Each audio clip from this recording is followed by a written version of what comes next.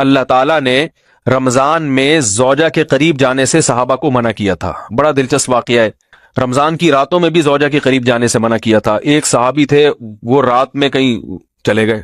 اب بڑے پریشان ہوئے، رسول اللہ صلی اللہ علیہ وسلم کے پاس آئے، عرض کیا یا رسول اللہ مجھ سے غلطی ہوئی، رمضان کی رات میں نے اپنی زوجہ کے قریب چلا. آپ نے فرمایا کیوں؟ وہ بڑا دلچسپ واقعہ ہے، بس بظاہر تھوڑا حیا کے خلاف بھی ہے لیکن اتنا بھی نہیں ہے. وہ کہہ رہے میری زوجہ کہیں پانی بھرنے کے لیے جا رہی تھی، ان کی پنڈلی کھلی تو میری نظر بیوی کی پنڈلی پر پڑی اور میں بس پاگل ہو گیا بیوی کے عشق میں. میں یہ اس لیے بیان کر رہا ہوں کہ جو لوگ نظر کی حفاظت کرتے ہیں وہ بیوی کے عشق میں پاگل ہوتے ہیں. جو دن رات انٹرنیٹ پر پنڈلیاں دیکھتے رہتے ہیں انہیں بیوی کی پنڈلی بھی کیا شکل بھی اچھی نہیں لگتی ان کو. بد نظری کا یہ عذاب ہے، وبال ہے کہ جو اللہ نے گھر میں آپ کے لیے بٹھائی ہے وہ آپ کو اچھی نہیں لگے گی. تو نظر کی حفاظت کیا کرو، اس سے آپ کو اپنی بیوی سے عشق ہوگا، محبت ہوگی. بات آ رہی ہے سمجھ میں؟ تو اب دیکھو کیسا روزے کی حالت ہے. رمضان میں پابندی ہے، اسلام میں حکم تھا جو رمضان میں بیوی سے ہمبستری کرے گا 60 روزے لگاتار رکھنے پڑیں گے. کتنا بڑا جرم، لیکن صحابی سے برداشت نہیں ہوا. صرف زوجہ کے پاؤں پہ نظر پڑی ہے تو وہ کیسے بیوی سے محبت کرتے ہوں گے اور وہ بیوی کے بغیر رہ سکتے ہوں گے. اور آج لوگوں کے فون آتے ہیں، ہماری بیگم جس میگے جاتی ہے اتنی خوشی ہے، ایسا اچھا سا فیل ہوتا ہے، ایسا عجیب سا محسوس ہو رہا ہوتا ہے جیسے آزاد ہو گئے. تو میں کہتا ہوں ظاہر ہے اب تمہیں موقع مل گیا کنڈی لگانے کا، ٹھیک ہے نا، اور آنکھ مٹکے کرنے کا، تو خوش تو ہوگے. تو یہ بھی ایک عذاب ہے جو لبرل لوگ نے جس عذاب میں ڈالا ہوا ہے نا، اس میں عورت کے حقوق نہیں ہے. عورت کے حقوق نظر کی حفاظت میں اور عورت کے پردہ کرنے میں ہے. جب مرد باہر نکلے گا سب پردے میں ہوں گی تو آئے گا کس کے پاس؟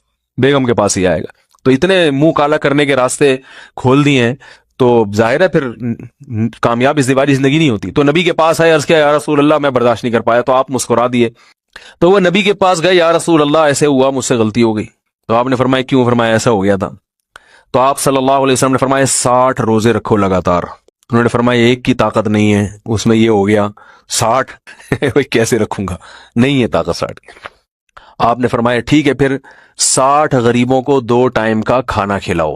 فرمایا اس کی بھی طاقت بولو بھائی نہیں ہے.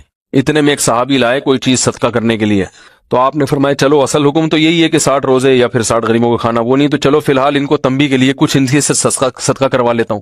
فرمایا چلو یہ فلاں خیرات کی ایک چیز لے کر آئے ہیں، تم یہ لے کے غریبوں میں بانٹ دو. انہوں نے فرمایا مجھ سے زیادہ غریب پورے مدینہ میں ارے بھائی کوئی بھی نہیں. آپ صلی اللہ علیہ وسلم مسکرانے لگے، فرمایا جاؤ کھاؤ اور بچوں کو کھلاؤ. اور بھائی غلطی بھی ہوئی اور گھر میں راشن بھی آ گیا.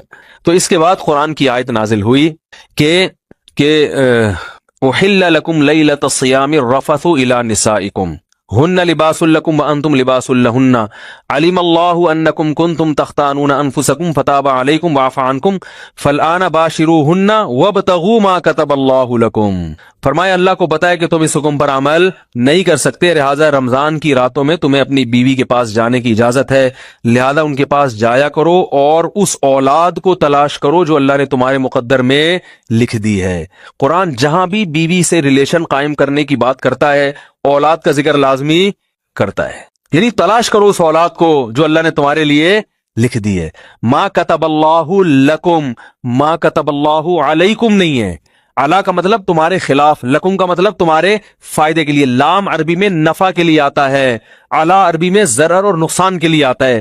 فرمایا یہ نہیں کہ اس اولاد کو تلاش کرو جو بطور پینلٹی کے اللہ نے تمہارے متھے لگا دی ہے، جو اللہ نے تمہارے فائدے کے لیے لکھ دی ہے.